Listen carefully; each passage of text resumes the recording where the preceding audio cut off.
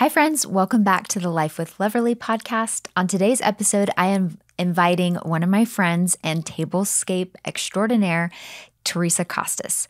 Theresa is one of those people that you instantly connect with. On today's episode, Theresa is vulnerably sharing about how she is now living with a second chance mindset after a life-threatening health incident last year. It's really inspiring and a great reminder for all of us to be grateful every day. And then we are chatting all about her passion for tablescapes and hosting, things like unique centerpieces, beautiful table settings, flower arrangements, and how to be a great hostess. This episode is a great reset and refresh for both your home and your heart. Here's my conversation with Theresa.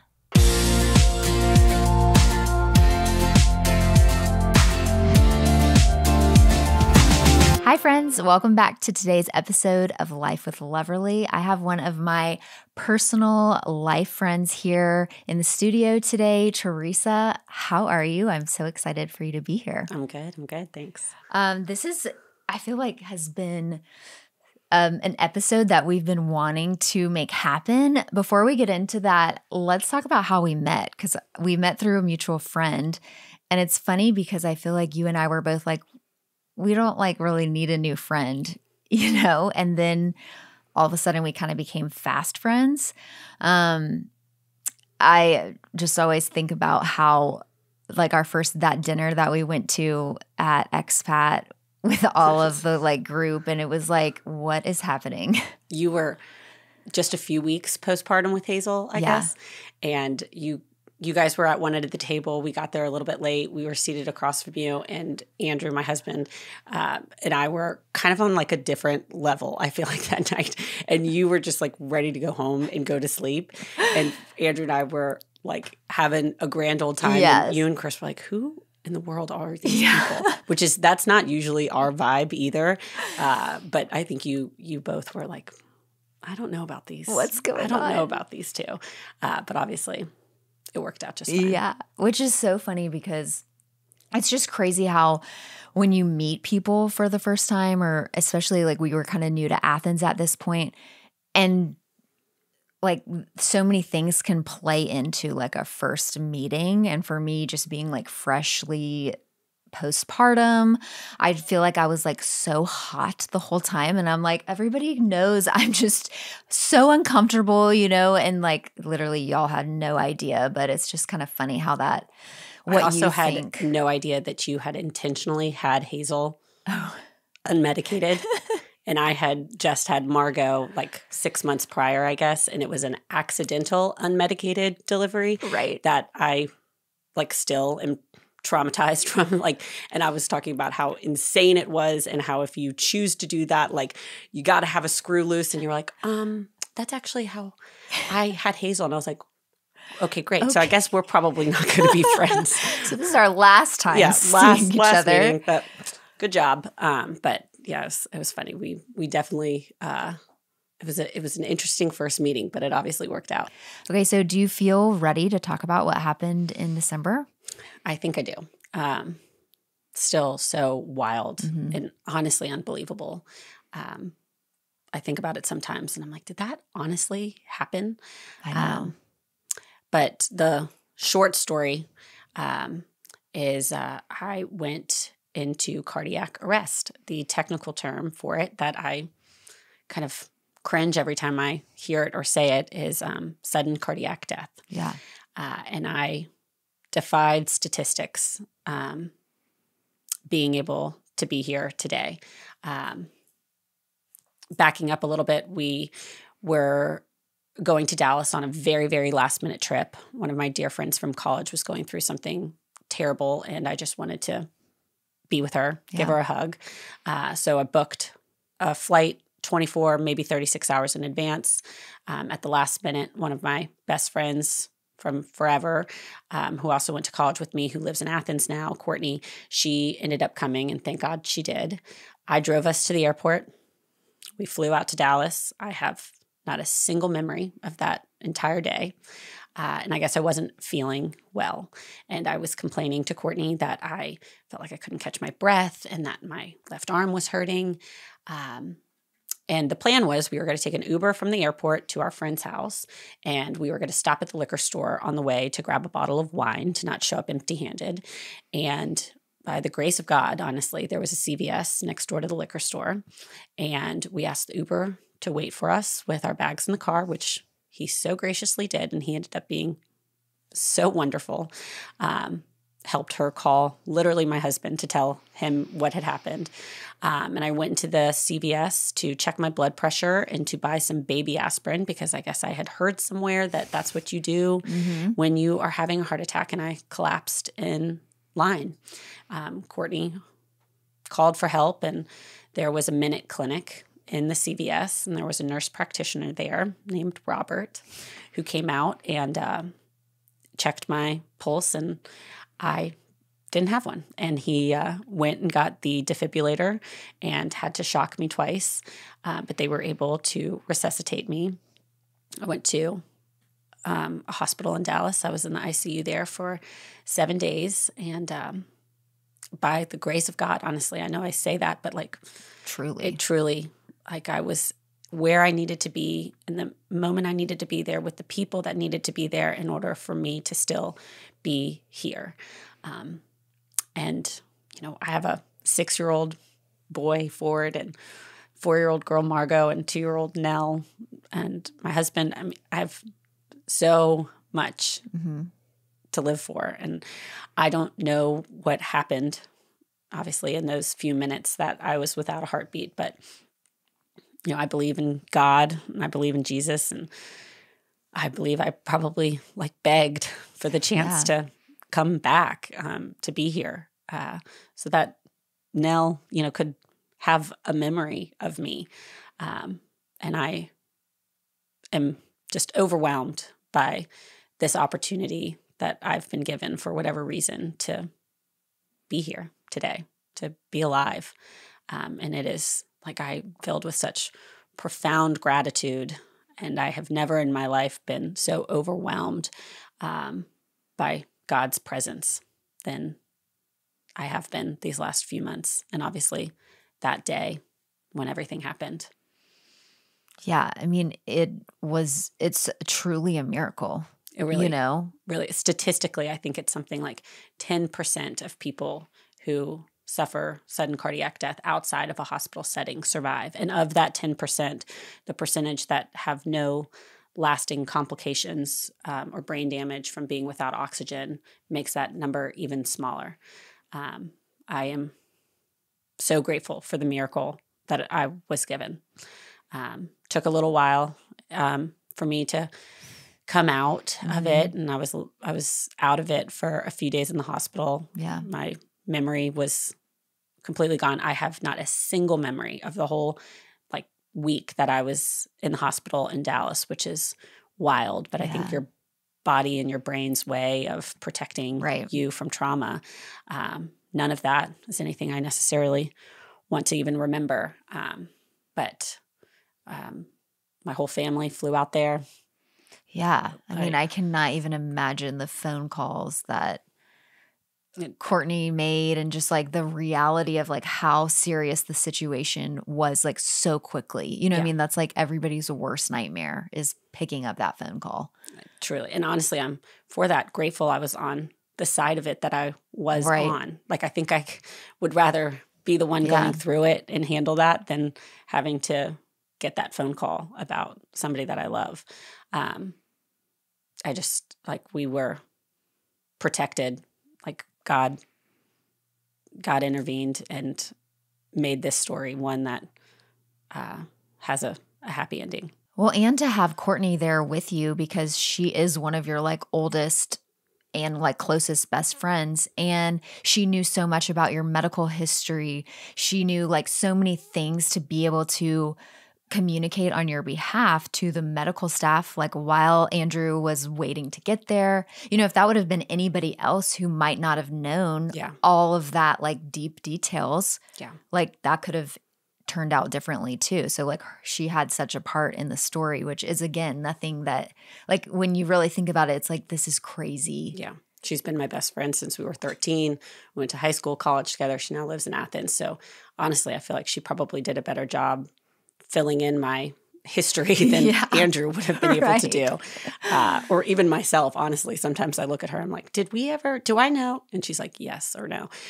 So it was wild. And I still, like, I'm forever changed. Yeah. Like, to live when you shouldn't have lived. Right. Like, it's just. Well, and I think it's so interesting because, like, I think a week or two prior to this event, we were sitting in small group and we were kind of just talking about, like, the power of prayer and, like, does it really work if you, like, are praying in the masses, like, for somebody? And you were just kind of bringing up some concerns or just, like, thoughts around it. And so then this happens and our small group and a few other girls get together and we're just like, oh my gosh, like, we've got to pray, like, for her. And there were just so many times throughout the week that you were in the ICU that we would get together and it was like we were praying for something, like, specific to happen, or like when an MRI was happening. And then like, you were getting better, you were waking up, you were, regaining memory and things like that. And we're just like, now, like, this is happening for Theresa now. And it was just so crazy because a few weeks earlier, we were really intently discussing, like, how does this really even work? Yeah. Yeah. I think the power of prayer, I'm a believer in that now, obviously. You guys all going to my house to be, like, in my space. Yeah. On your knees praying.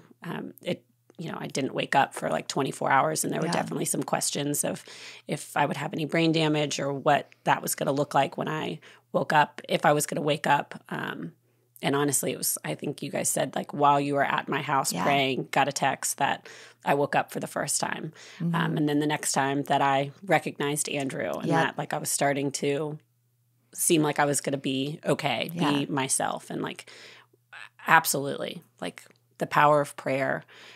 So many people, the word got out quickly. I mean, like, I don't really even know how, but there were so many people from different phases of my life that were praying for me, that I haven't talked to in years, that have reached out. And I'm just so eternally grateful, honestly.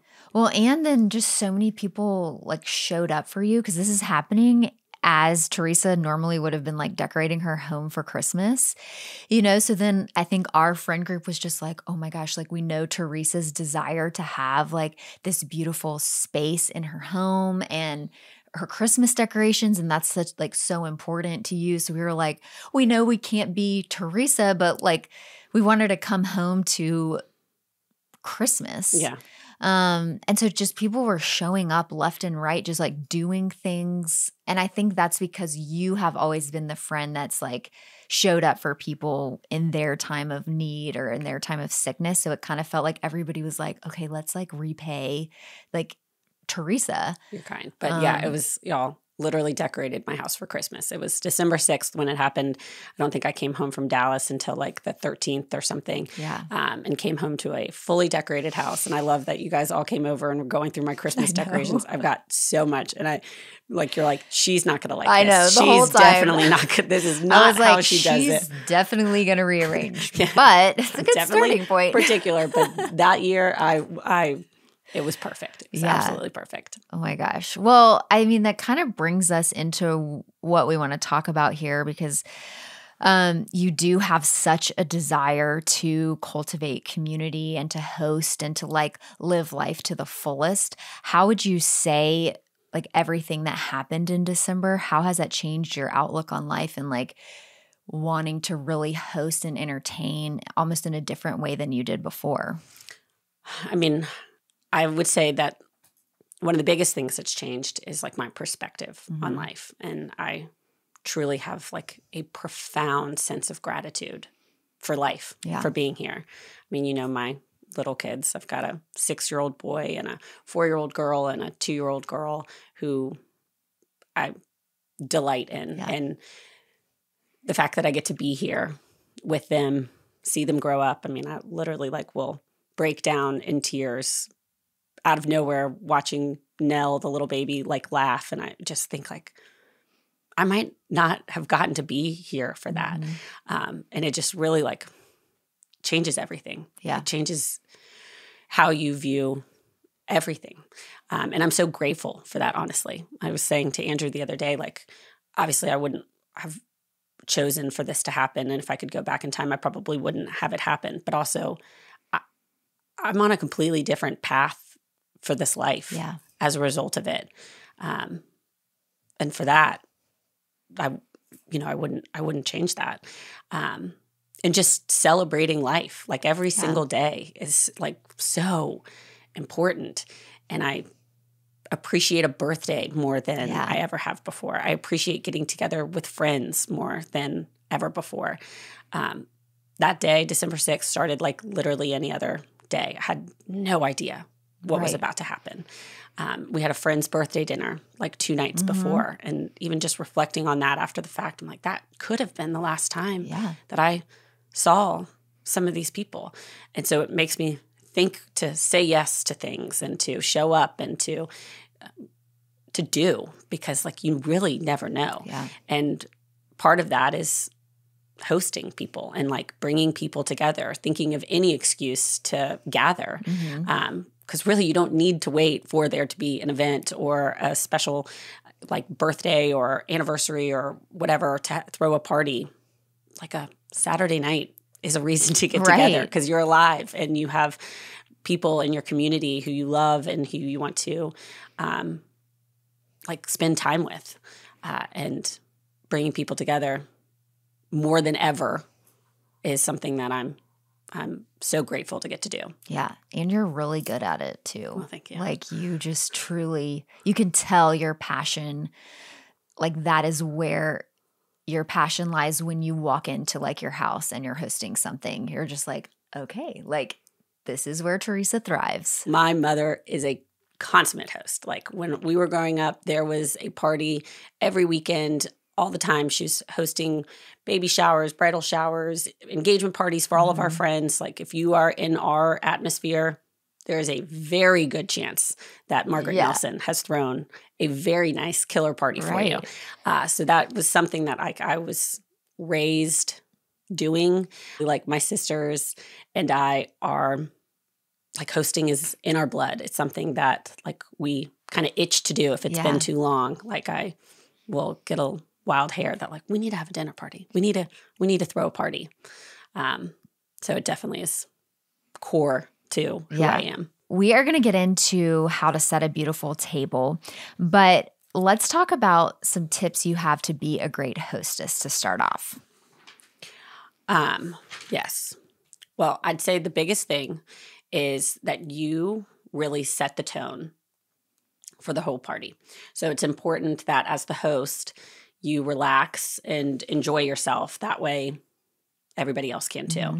And you can really put people at ease by making the party feel effortless, even though behind the scenes, we all know that like hosting any amount of people is far from effortless. Like I said, we've all had those times where you're having people over and it's like a mad dash until the very last second when the doorbell rings with the first guests. And I will say, like living in Athens, everybody is on time. Yeah. Like when I lived in Atlanta, it took a long time to get places, even, down the road could surprisingly take you 30 minutes. So people, 15 minutes was the standard, whatever, tardiness of people. In Athens, especially you and Chris, y'all are punctual, which I love, I appreciate. But I have learned that I need to adjust my timing accordingly. I don't, if it's at 7, I don't actually have until 7:15. I have until 6:59, like, because then the doorbell's going to ring and you guys are there, which is great. But we have all had those experiences where it's like a mad dash into the very last second. And like that sucks. Like when you are hosting and you are super stressed and probably didn't even have time to go upstairs and do your hair because people are showing up and you thought you had more time. I feel like every time that happens, like we swear off that we're never going to have people over again. I'm never doing this, especially the husband is like, why are we agreeing to have people over again? Isn't this terrible? So I have learned that like a very important component of hosting and actually enjoying the event is to like prep. we really like start a week in advance thinking through like what actually needs to be done. And it is a fine line because realistically, having people over for dinner or having a party at your house, you don't need to pressure wash your front steps and repaint them. True. But if you're anything like we are in my house, that list of like necessities for home maintenance that like aren't truly necessities, but they kind of are, they will not get done unless we have a party on the calendar. Like that is the catalyst that we need to like, all right, like we haven't mulched in 2 years. The time is now. But we need to have that like motivation of a deadline of people coming over in order to do it. So it takes longer than you think it will. Right. But ultimately, what doesn't get done doesn't get done. And it is not that big of a deal. And most people won't even notice unless it's me coming to your house. I definitely am going to notice. Right. I'm just kidding. But honestly, if they do notice and they care, those probably aren't your people anyway. So like let go once you get to the day of what doesn't get done and just like focus on enjoying it.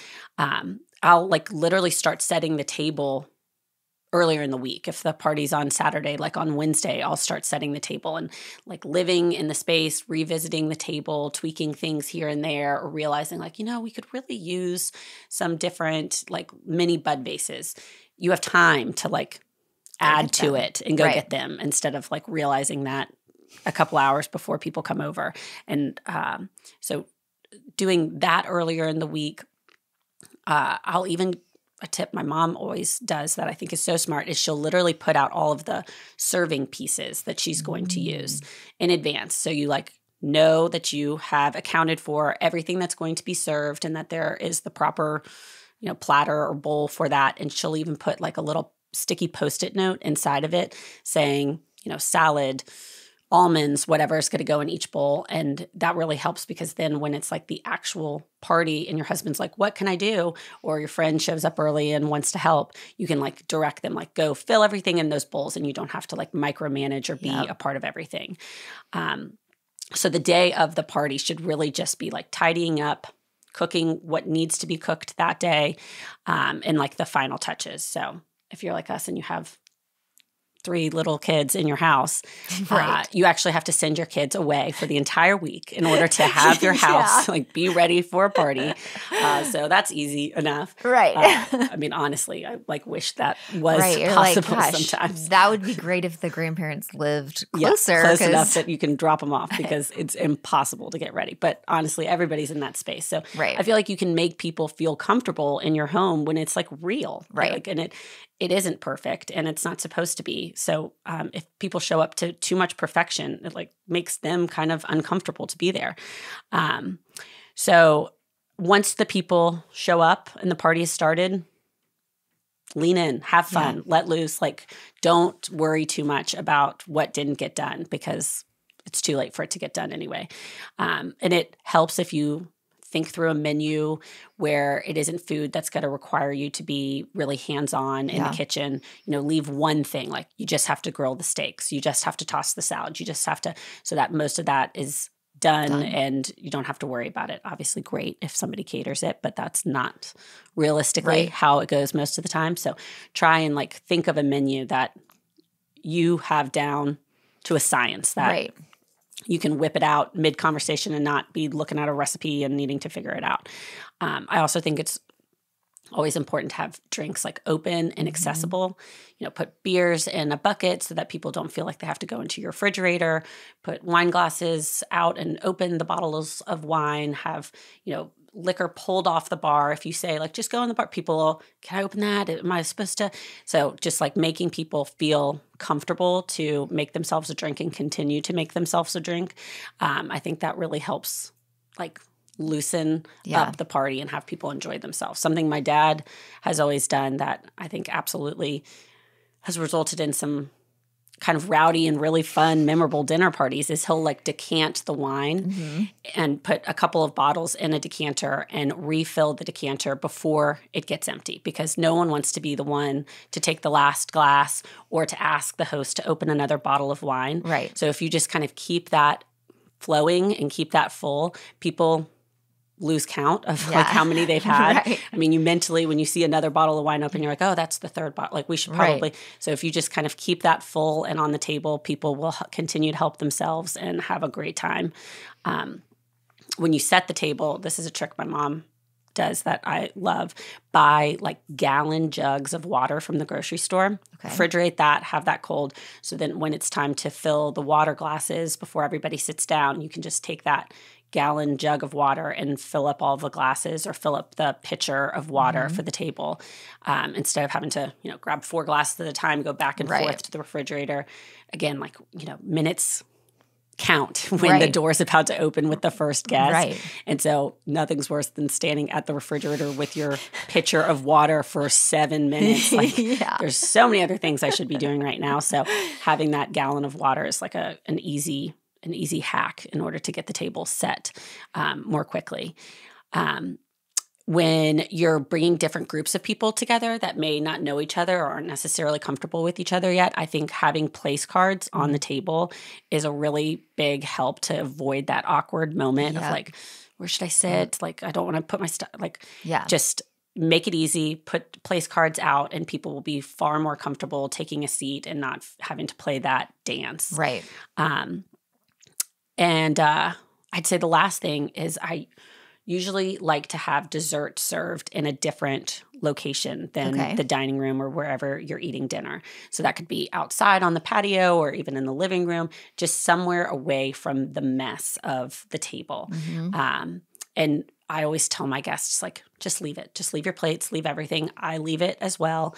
And move to a different space so people can continue to enjoy themselves. If you're clearing the table and scraping dishes and starting to do dishes, everybody's kind of awkwardly standing around like, let me help. Like, how can I help? Yes.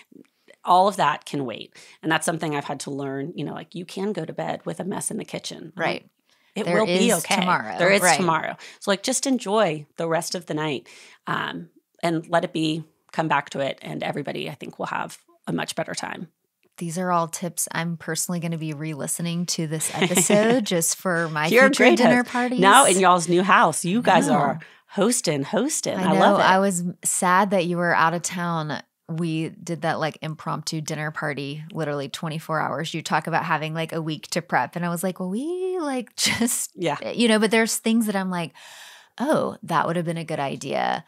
At one point I looked over and there was that pile of things on the stairs that like needed to get upstairs that just didn't before the people started coming. And I was like, oh, well, everybody has kids here. Right. Like they get it that there's like, something sitting there. Okay. One question that I have that I thought about while you were talking is, do you have a list or just like a rough idea of like serving platters or things that it's like if you could recommend somebody always have, like what would those be? I always try to buy my serving pieces in just like a plain white. Okay. Juliska makes some. I literally will pick some up from Home Goods. They've always got some, non-offensive white, beaded trim, whatever. And if you stick with just like a simple white, you can mix and match a lot easier than if you are, getting different styles and colors of everything over time. I also like to go to like antique stores and get silver plated trays and bowls and stuff. The silver plated stuff, obviously not real silver. It is surprisingly inexpensive at an antique store. And you might need to polish it up a little bit, but honestly, a little patina is fine. And those I love if you're doing like a more formal type event, pulling those out. It looks like you're breaking out your grandmother's silver, but actually it was $17 at Athens Vintage Antiques or whatever. So I tried to like choose a style and stick with that in purchasing platters and serving pieces so that you can pull together. Because when you actually have a big party, it's one thing if you have, a couple people over for dinner. But if you are really pulling stuff together for 24 people, you've got to make it look cohesive. So sticking to a style, I guess, is an easy way to make it look like you've planned for it. Okay.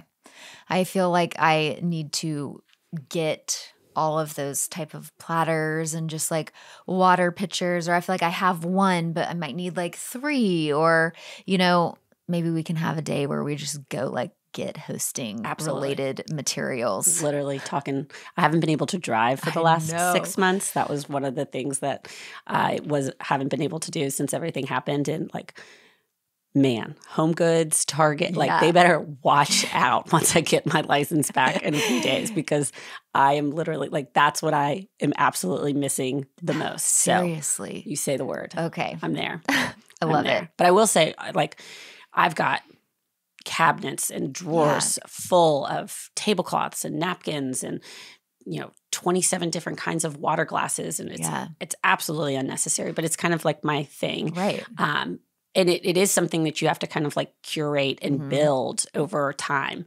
And so when it's my birthday or my mother-in-law is asking what I want for Christmas, like, and I am drawing a blank, can't think of anything, I always ask for a set of napkins or a set of wine glasses or some chargers or placemats or something, because you'll need them at some point. And when you're having a dinner party or you're having a get-together and there's a ton of expenses that come with hosting in general, you don't want to go buy 14 new placemats or whatever it is. So kind of asking for those things over time. I wanted to get some different china than what I had registered for, which I think, honestly, it should be illegal to let like a 25-year-old register for wedding stuff. We have no idea. We have no idea what we're doing. Our taste is completely different once you like actually become an adult and get a house and stuff. Not that you're not an adult when you're 25, but it's just different. So the wedding china that I registered for is not necessarily the china that I want to pass down to my girls and grandchildren. So I started asking for plates for Christmas, and my mom would give me one, my mother-in-law would give me one, maybe for my birthday I'd get one. You'd be amazed at how quickly you can get 12. Right. Like it adds up, like if you just kind of chip away at purchasing those things when you see it or when you have an opportunity. So would you say 12 is the magic number if you had to like, if you're going to get some new napkins, is that like a starting point? I know we've kind of talked about this. I loved that you texted me when you were in London in that textile store, like, okay, these napkins, how many do I need to get? I would say 8 is the magic number. I wouldn't get less than 8 if you're purchasing a set. 6 is how things are usually sold. But 6 is, that's really just like you guys and 2 other couples. Like that quickly, you need more than that. Right. So I'd say 8 is the minimum that you would want. 12 is ideal. Okay. But if you can, I think a good trick is if you find something on a great sale or that you love and you know that one of your best friends has a similar vibe, or your mom or your sister, send the link around and be like, hey, I was going to buy 8, 12 of these placemats. Do you like them? You should get some too. My sisters and my mom and I have done that with like literally bamboo folding chairs and tablecloths even, and some bamboo flatware. We each bought our own sets and we use them all the time individually. But like you wouldn't even believe me how many times we have combined forces with these things and just like passed around all of the folding chairs, the tablecloths, the placemats and bamboo flatware. So you can quickly pull together 36, 40 place settings of something that like realistically you're not going to have that much on your own. But if you can convince the people in your life that have a similar taste or like want to entertain to also purchase it, you can bring it together and throw a real party. So what you're saying is I need to be like, Shay, exactly, we're going to buy this many and you're going to buy this many, and then we'll have it together. Literally, that's exactly what you need to do. I'll send you the link to some of the things that I have gotten, and you can purchase, and we can. And great. It could just be like a little rotating. Yeah, I have like needs to borrow 6 or 8 tablecloths that are matching. And recently, a lot of friends have been hosting like their garden party luncheon or a Kentucky Derby party or a graduation thing. These tablecloths have been passed around in the last like 3 weeks. And I ran into somebody at the pool and they're like, I've been to like 3 different things where it's all your tablecloths. I'm like, it's what's great. I mean, honestly, I love that. I love being able to like, again, like bring people together and have it be beautiful. I think some people show their love for their people by like cooking for them.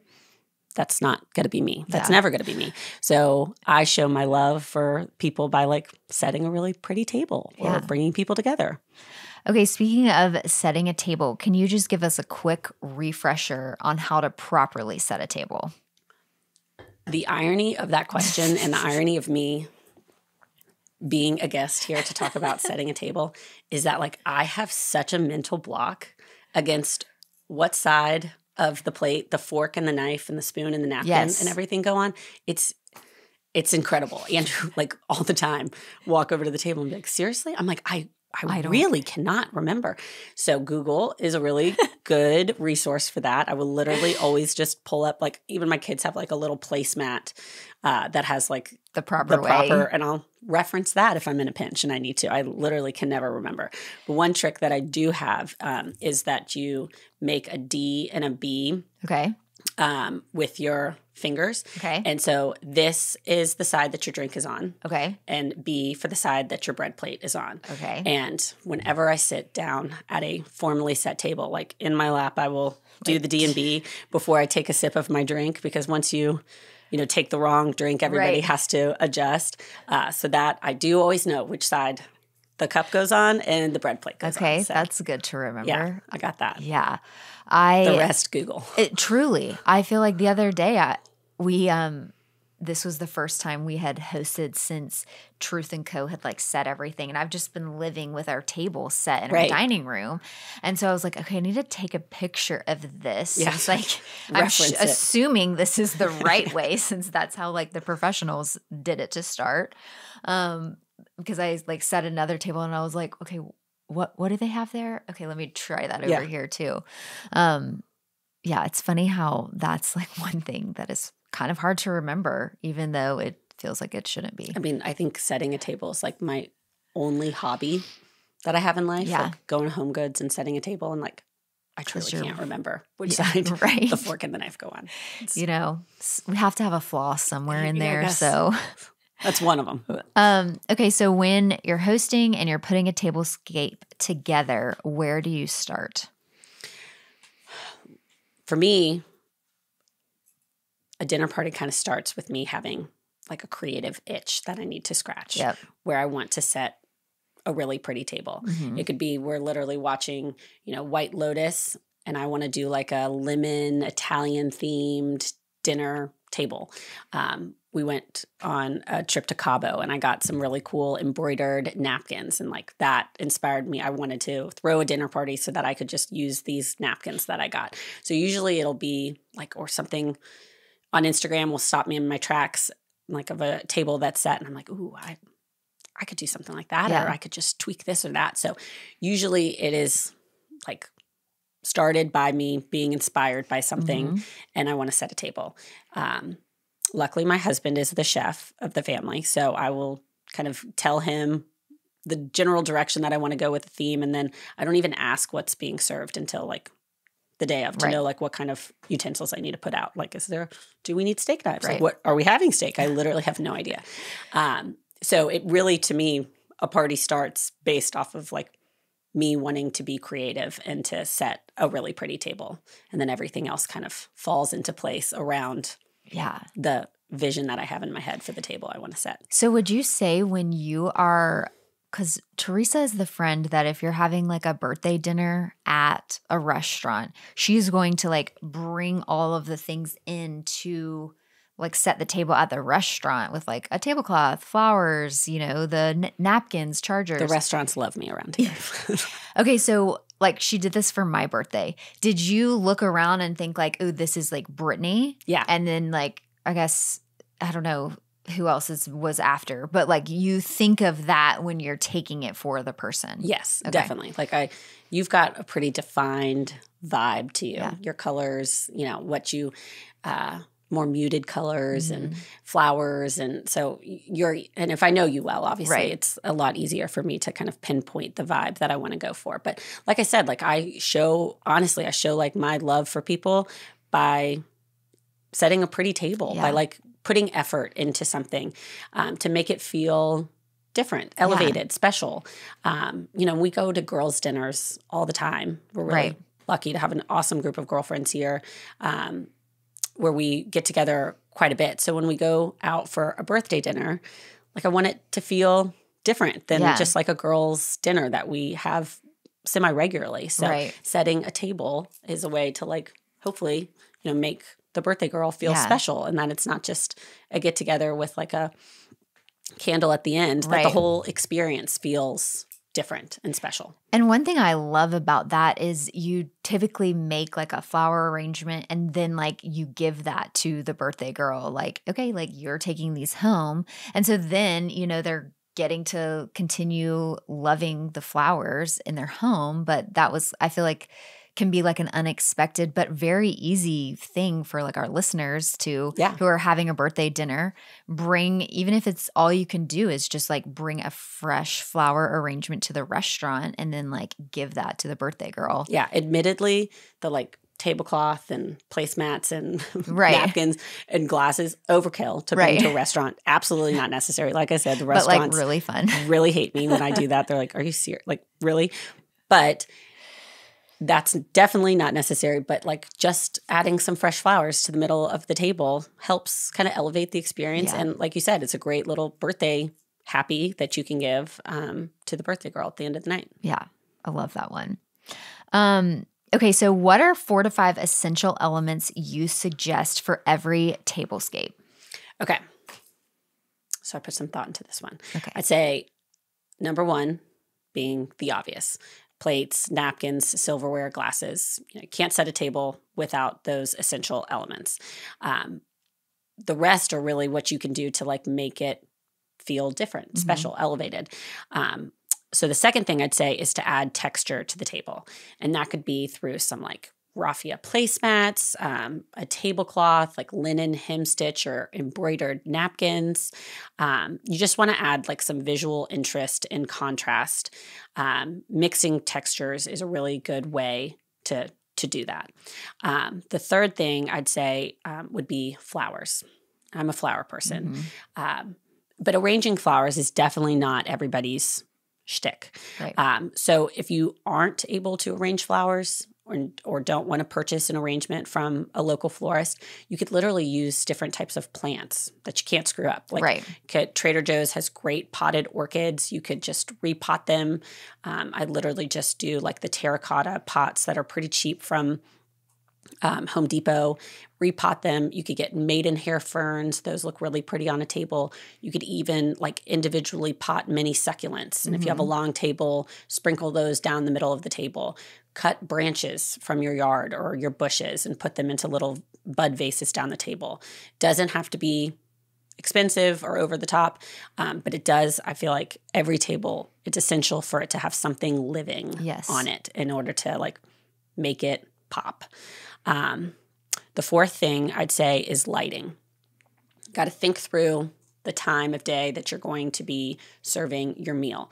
Like we've had dinner parties out in our backyard and then the sun goes down and it's like, okay, we actually have no lighting other than the spotlight on the side of the house. That is absolutely not how you want to set the tone and the vibe of the party. So like think through candles. I love those little touch lamps from the battery operated touch lamps from Amazon. They now have those in 2 packs that are pretty cheap.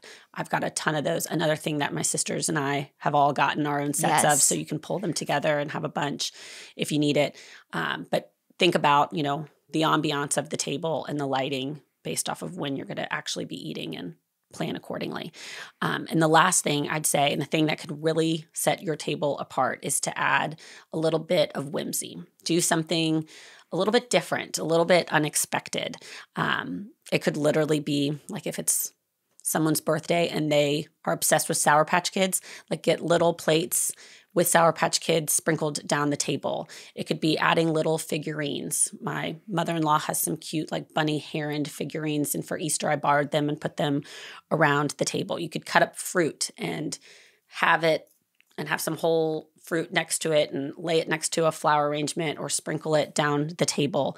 You could do, silly place cards with superlatives, most likely to be absolutely on time to a dinner party. Brittany's Sojourn.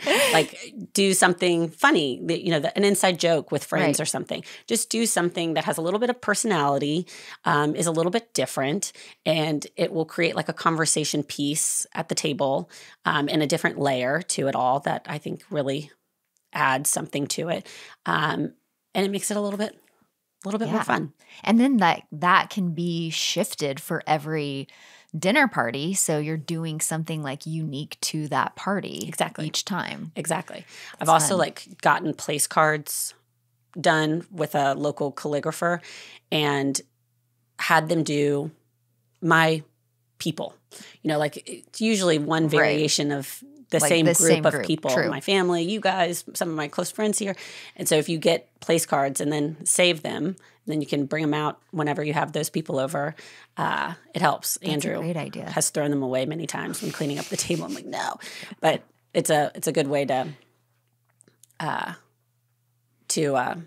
something special on the table. I love that.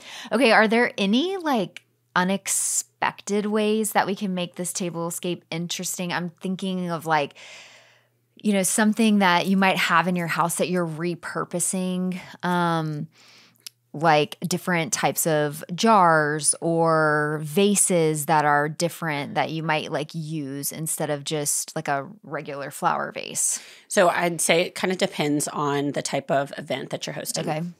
One time we did like a fiesta theme for a engagement party, and I went to like the international market and bought cans of like salsa and enchilada sauce and stuff that came in like these corrugated red, yellow and bright orange cans that have like ducks on them and stuff. And and it's all in Spanish.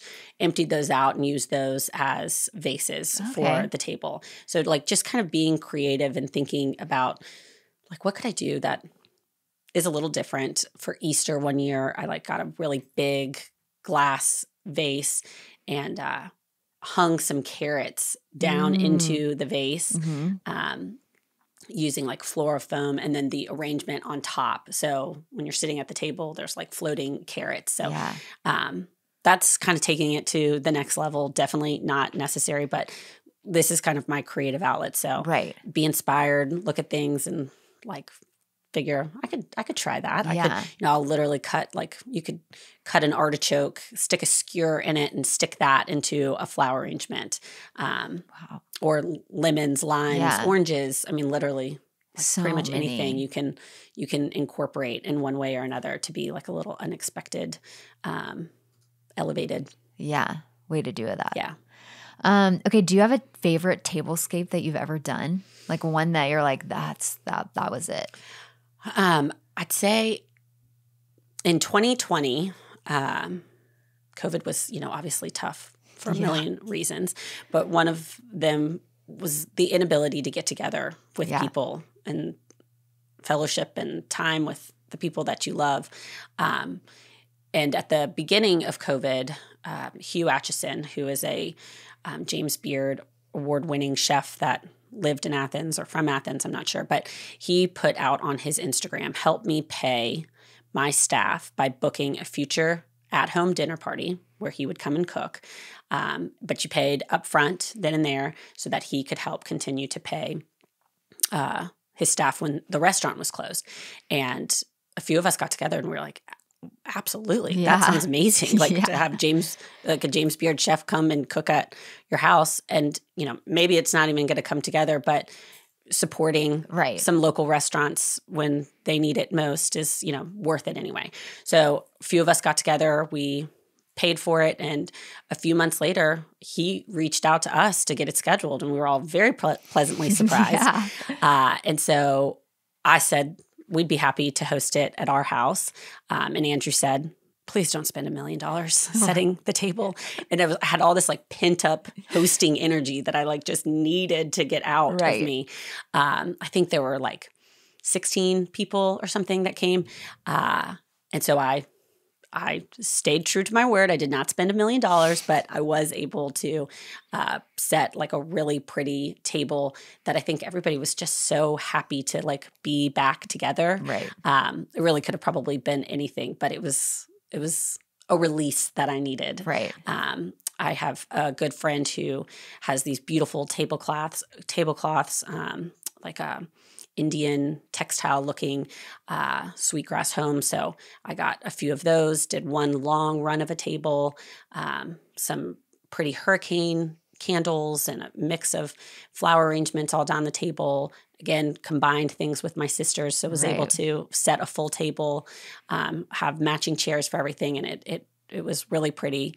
And most of all, just like really welcomed, you know, to have that chance to get back together. Right. So I know we kind of mentioned china earlier, but do you usually pull out your china for hosting, or do you have separate china or plates that you use? Because it's kind of my thing, I definitely have way too many different sets of plates. So depending on the theme that I'm going for, the vibe, I've got a few different options. But I absolutely believe in breaking out the good stuff, using the china now more than ever before. Totally. You know, with this kind of second lease on life, like don't wait to use the good stuff. Like enjoy it. Yeah.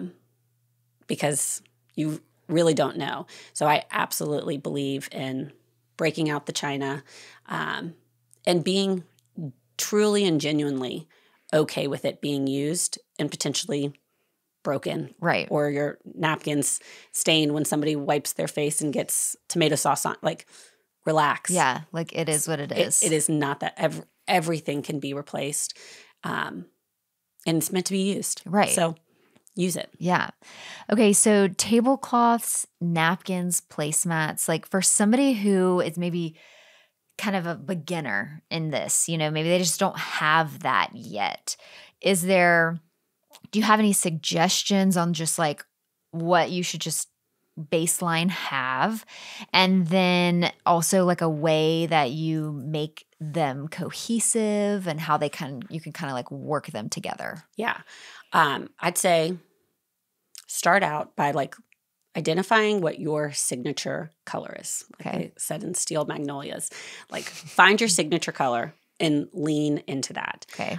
For me, I love like a sagey green, a blue green, a bright green is kind of my color. Yep. And that's what I gravitate towards. And therefore, that's usually what I pick out and purchase.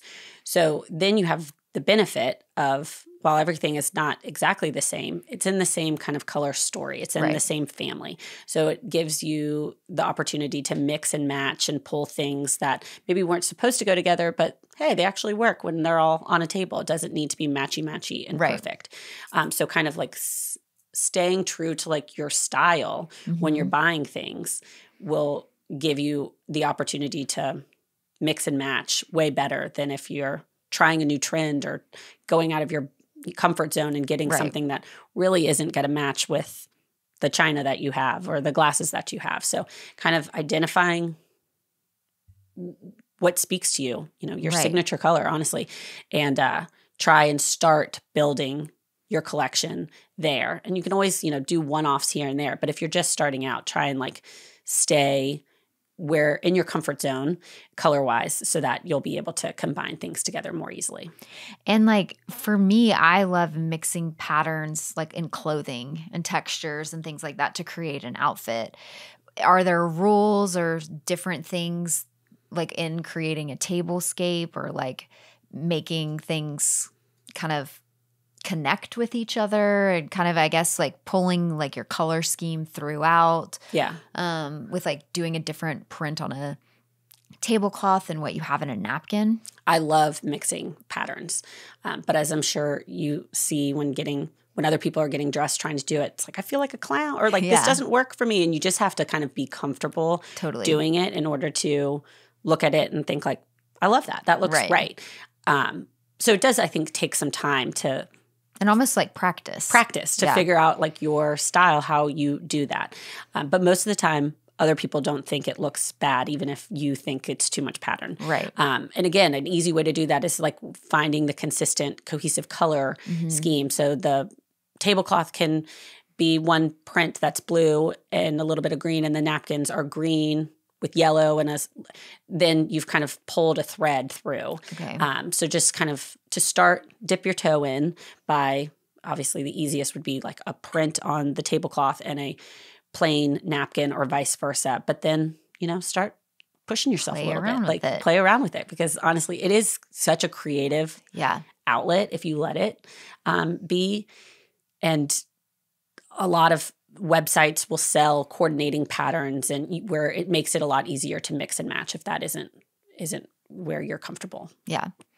Okay, let's talk about flowers. I feel like this is also one of your just like God-given talents, making a flower arrangement.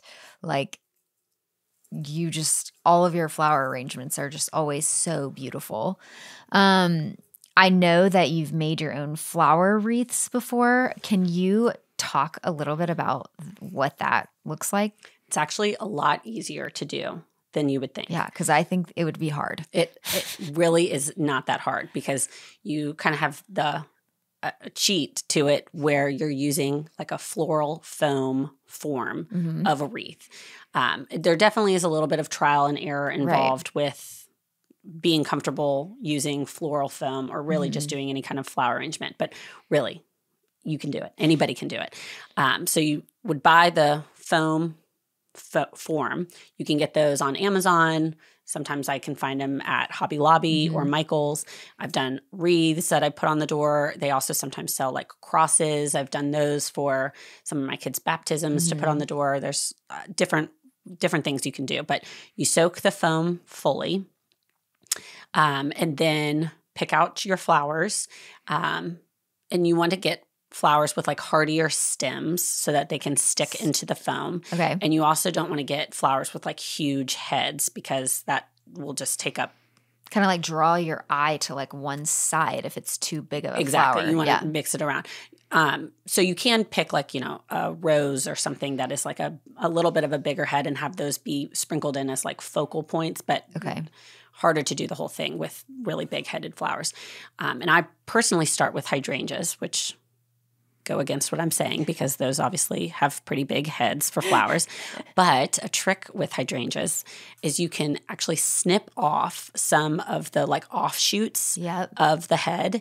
And as long as you don't like break the stem too much, it can be self-contained. Okay. So you can literally cut off little sections of the head of the hydrangea. You can make one hydrangea head into like 30 little pieces of hydrangea if you cut it small enough, and then stick those into the foam. The trick with foam that it does take a while to figure out is you kind of have to be confident with your first stick and leave it there where you put it in, because the way the foam works is the stem has to be pressed flush up against the edge of the foam, because it's like pulling the water from the foam. Right. So if you wiggle the stem around or you pull it out and stick it back in, there's like too much of a space around the stem. So you want to do a sharp cut, stick it once, let it be, and then you just kind of fill in the form. I do like a little bit of hydrangea, get some green leaves, stick those in, maybe a rose here or there, get some spray flowers, and just kind of cover till you see no more green. Yeah, you really can't mess it up, honestly. And it's a really beautiful way to, I think I joked one time, like before Margot's second birthday party, which was in COVID, so like literally it was just family. Yeah. I had a floral wreath on the front door, and I'm like, you really set the tone of like, oh my gosh, this girl is going to have so many flowers if you start out with a floral wreath on the door. Yeah. Let's talk about flower arrangements. And I feel like a lot of times people don't have access to just like, some place where either you don't want to order flowers, or you don't have like access to like a nursery where you're going to go get flowers, and your only option is the grocery store. Do you have like tips on like what flowers are your like fail safe? Like you always buy them and put them together? Yes. So in a past life, I wanted to be a florist. Obviously did not work out. But when I lived in Atlanta, I had access to like a wholesale flower market, and I would go there all the time. And they have any type of flower that you could imagine. When we moved to Athens, Not the case. Not the case. And honestly, Trader Joe's, it will surprise you. Yes. You can get incredible flowers. The quality is great. And honestly, the price of some of them is even less per stem than it would be at like a wholesale flower place. I don't know how they do it, but I'm really grateful that they do because I am the queen of the Trader Joe's flowers. Yes. The trick is you kind of got to get there earlier in the day. They get new deliveries, at least ours does, pretty frequently on a daily basis. So if you want to get the peonies or some of the good stuff when it's there, get there early. But I have kind of perfected like the formula of what kind of flowers to get in order to consistently do an arrangement that, is you know exactly what you're going to get and you know how to put it together and you know that it's going to look good. Obviously, if I go and they have some crazy type of flower that they don't usually have, I'll be inspired and want to do something different. But if you're a beginner just starting out, like absolutely just like kind of figure out your flower formula and keep going back to that because it's an easy way to always have pretty flowers. And for me, I've found that I like to do 1 or 2 bunches of hydrangeas.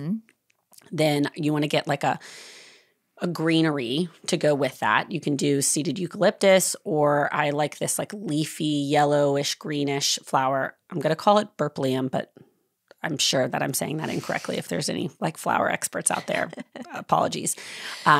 At Trader Joe's, it's just in the like greenery section. Okay. But I love that one. It has a lot of texture to it. It's a little bit leafy, easy to work with. Then you want to pick out a flower that will be like your focal point. When it's peony season, definitely. amazing. Yes. Definitely take those. But for the rest of the year, they have a brand of roses called Country Garden Roses. Get those. They open up so beautifully. They're true garden roses. They're and really very pretty. Similar to like the look of a peony. Yes. Like yes, they kind of pull apart the same way. Yes, they're really pretty. And they have those almost all year round. So make sure it's the country rose, not just a regular rose. And then I will also get something for height to add a little bit of extra interest. And that could be stock, veronica, tulips, but one of those 3 usually. And I will, if you're starting out, I'd say kind of pick a color palette to go with. I love very brightly colored arrangements, but that's a little bit harder to do to like make it look intentional. So, the white hydrangea and the pink garden roses, and then either white veronica or a pinkish stock, and it just will make it look a little bit more put together. And if you have that as like your formula, find a vase that you are comfortable working with. I find the ones that kind of come more to a narrow point at the neck are easier to work with than like the straight up and down. Strip all the leaves off of the flowers. Anything that's left below the water line makes the water contaminated and murky, and your flowers will die a lot faster. So strip all the leaves off.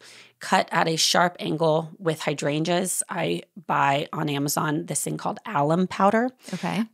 They say you can find it in the grocery store. I have never been able to find it in the spice section, but it's essentially, I guess, a spice used for canning things. So I don't know what it does, but it like seals the end of the hydrangea. So you cut it at a sharp corner, you dip it into the alum, and then stick it into the water, and your hydrangeas can literally last for a week or 2. Okay. So start with the hydrangeas as your base, kind of crisscrossing the stems. Then I use like half of the bunch of greenery, poke it in between the hydrangeas, save the other half for after you put in your, the star of the show flower, be it the peonies or the garden roses.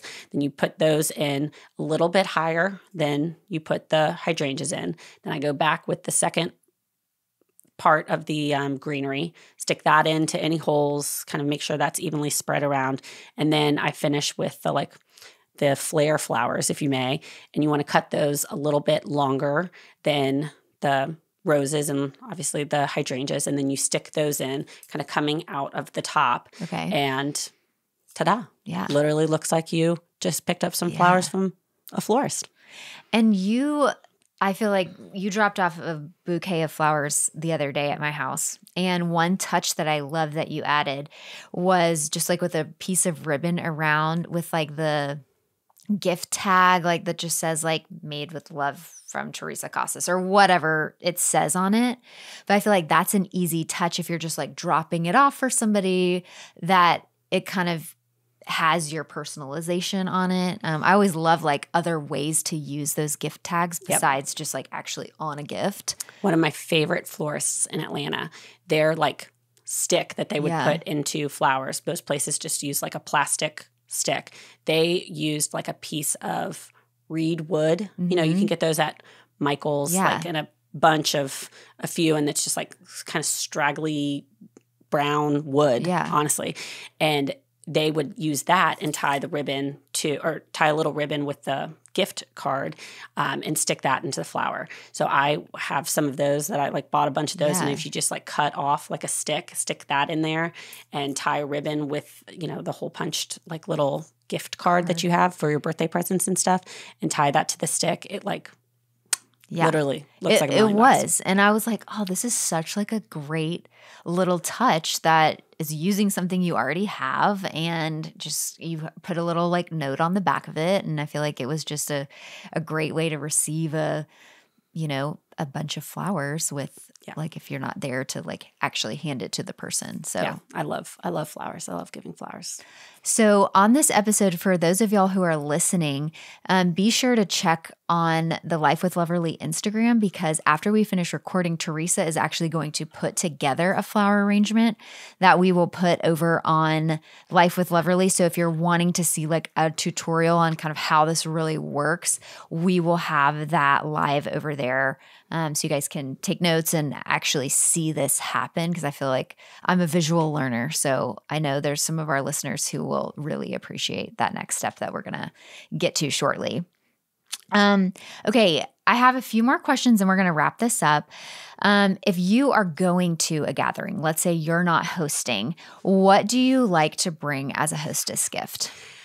So I grew up with the belief that you never show up to a party empty-handed.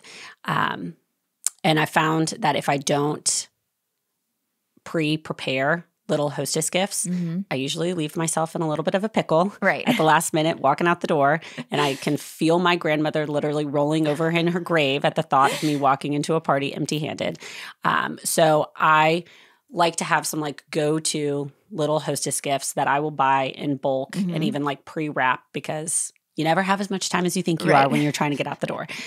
So a go-to of mine, there's a company called Red Clay Hot Sauce, and they make spicy margarita salt. Okay. All of my friends know that I'm a margarita gal for sure. So I bought a few of those, and I will buy like little nips of Casamigos tequila, a couple of limes, put those in a cellophane bag with some crinkle paper, tie a pretty ribbon and a gift tag to it, and it's like a cute, different, especially in the summertime, great so little easy hostess gift. Also, if I like come across a good set of napkins or that are on sale, or coasters, like H&M the other day had these really cute scalloped edged coasters that were hot pink, piped in red or something. Loved it. They were like on sale for $6.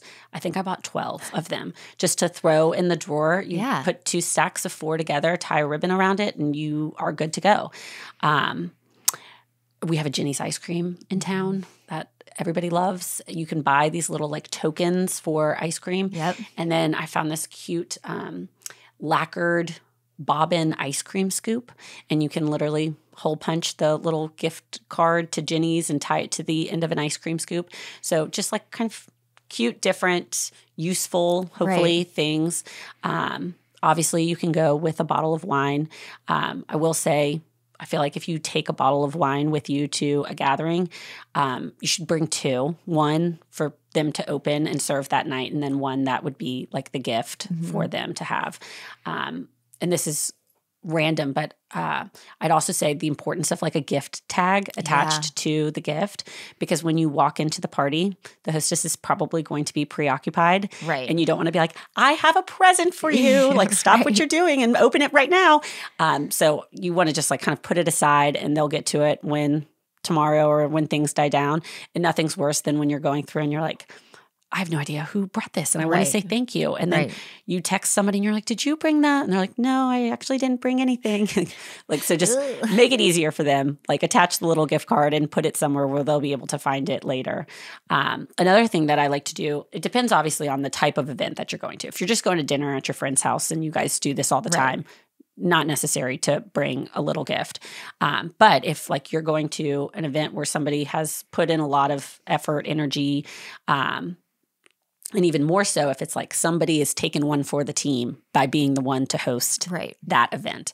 Like if it's a holiday meal with family and nobody wants to do it, but your sister or your sister-in-law is taking one for the team and hosting everybody, doing a little bit more by like sending a professional flower arrangement to their house a day or two beforehand, trying to think through, the colors that would vibe with their house or the table that you think they're going to set or the holiday that people are coming for. And the key being that you send it a day or two before. So hopefully we'll take something off of their to-do list. They can use it as the centerpiece of their table if they want to. And it's just like a little bit extra that you can do to show your gratitude for somebody being one to have everybody over. I love that. Those are such great ideas. I feel like I'm always like last minute, like what should I take? And then it ends up, most people's go-to happens to be a bottle of wine. So then you don't want to just like bring all these like different bottles. So it's like kind of having that unique thing that you bring. And I think what you mentioned about buying things in bulk and just having something like already prepared. Because again, you also sometimes like you never know when like a dinner party might just pop up. So having something, especially if you know that's something your friends like to do, then that's always good to have on the back burner. And all fails, like grab a little bud vase, stick 1 or 2 flowers in it, and they can stick it on their bathroom counter. Everybody always needs that when they're having a party. Totally. So an easy little thing, but something. I feel like just come with something. Yes. What about, do you have any playlists that you love playing in the background when you're hosting a party? So I feel like you should know your strengths. And one of my weaknesses for sure is music. I mean, I like music, but like like, why does it feel when it's like, oh, hey, like play something? You're like, I don't know music. What are songs? Hand me the aux cord. I'm like, not me. Literally, I have Rascal Flat. Like I don't know where to go. So know your strengths. Music is absolutely vitally important to the vibe of a dinner party. But outsource that, So like Kathleen Barnes, one of our good friends, one of my best friends, she loves music. Yeah. She has like a playlist for everything. Everything dialed into it. So you know what? That would be awesome for you to handle that at the dinner party. I would really appreciate it. And that really applies to anything and everything when hosting. Like know your strengths. Like lean into that and know your weaknesses. And people want to help. Totally. A lot of times people want to help. And honestly, something I've realized in this last 6 months after everything happened, like your people want to be a part of your life. They want to help. They feel better helping, knowing that they're doing something meaningful that you actually need. So don't be afraid to outsource, ask for help. And music for me is one area that I definitely do that in. I recently found the Guardians of the Galaxy playlist on Spotify. That's a new one. At first when somebody said it, I was like, that cannot be like that's definitely not going to be what I want to hear. But it was all such good songs. And I have found myself going back to it just to play like as we're just in the kitchen doing whatever, not even hosting anything. So that could be like a great starting point. Yeah. Ina Garden has like a dinner party playlist on Spotify. I'm sure. Yeah, I'm sure there's like an easy way to Google. Maybe we'll even post a question box on the Life with Loverly account. Yes. And if you have like a go-to playlist or like a station name on Spotify or Pandora, let us know. So we'll post that up and then reshare some of those ideas. Okay, one more question. I always ask this at the end of my podcast episodes this season. What is the most meaningful act of kindness that someone has extended to you that has had a lasting impact on your life? Well, I feel like we kind of talked about this a little bit throughout. And there's too many for me to even name over these last 6 months since everything happened. Like the kindness that has been shown to me and our family during a time where we needed it most, it has just honestly left us speechless and like profoundly grateful for the community that we have. When we first moved to Athens like 7 years ago, that was definitely not on my bingo card to move to Athens. Right. Like I thought 5 years and then let's like circle back to Atlanta, and I don't see us ever leaving. Yeah. Never say never, because obviously anything can happen, obviously. But like we are so, so lucky to have the community that we have here. That has rallied around us and done everything from literally decorate our house for Christmas so that like my 6-year-old isn't wondering why we don't have a Christmas tree, you know, to driving me here, there, and everywhere these last few months, not having a license, to loving on our kids, picking them up and dropping them off at school literally every single day, meal trains and check-ins and little happies dropped off just to, you know, when we're kind of in it. It's been overwhelming, honestly. It's been overwhelming. And I am so, so grateful, because we would not have been able to get through this as unscathed as I think we have been able to be if it wasn't for people like you, honestly. I'm very grateful for your friendship, that we worked past that first dinner, and that we're here, because I couldn't have imagined as much love and support as we have felt from so many people. Well, and I think one thing, just I know you have felt this like overwhelming, just like sense of love from everybody. But I think so many people wanted to give that to you guys, because that's like what you do for people. Like you show up for people when they need it. You drop those little random things. Like I remember one time I was sick and you came over and like brought something, and then you brought cake pops for my girls. And they're like, oh, is this Miss Theresa, the one who brought us the cake pops? You know, like those little things stick out.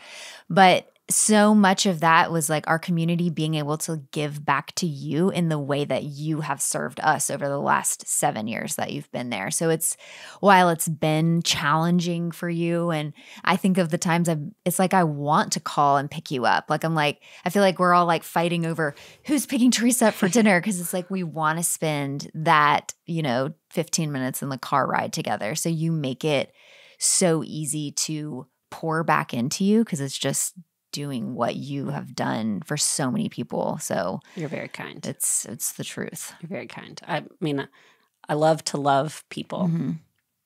My mom set a really great example for us of the importance of loving your people. And man, I hadn't even scratched the surface of that. And now it has a completely new meaning. Totally. And I'm excited for the opportunity to like keep living. Yeah. To continue to hopefully give back and loving people. Well, it sounds like we have a dinner party that we need to, throw together. I have a house. You have these amazing skills. I can drive in a couple of days, so I can actually go and run errands without having to inconvenience everybody or taking Ubers. Oh my gosh. Athens is a small town, and in the middle of the week on a Tuesday at 2:00, you're getting the same drivers. Exactly. You're like, how was your son's graduation? Literally. Great to see you again. Literally. Man, well, the future is bright. Theresa, tell our listeners where they can find you. I know you have a design Instagram account that is going to be popping off here soon. Yes, I have a design Instagram account, Theresa Costas Designs, that I probably started 10 years ago. Yep. Don't scroll too far back, because it's full of long pauses. Let's call it that. Like I'll get this creative burst of energy when I'm on maternity leave or something, and I'm like, I'm going to do it. And then a couple months go by and I lose all motivation. But this time, I'm going to do it. Like this new lease on life. We're going to do it. We're going to do it. But Theresa Costas Design, where I try to show you some tips, be more relatable on how to decorate a table, decorate your house, decorate for Christmas, and make it more attainable. Love it. And we'll leave the link in the show notes too, so you guys can just click down there and follow her on Instagram. But this has been so helpful for me. I am absolutely listening back to this as I prepare, and I'm going to personally take you up on our shopping trip to go refresh the serveware and linens and all the things. But just thank you so much for your time. I know this is going to be such a great episode. Thank you. All right, friends, until next time.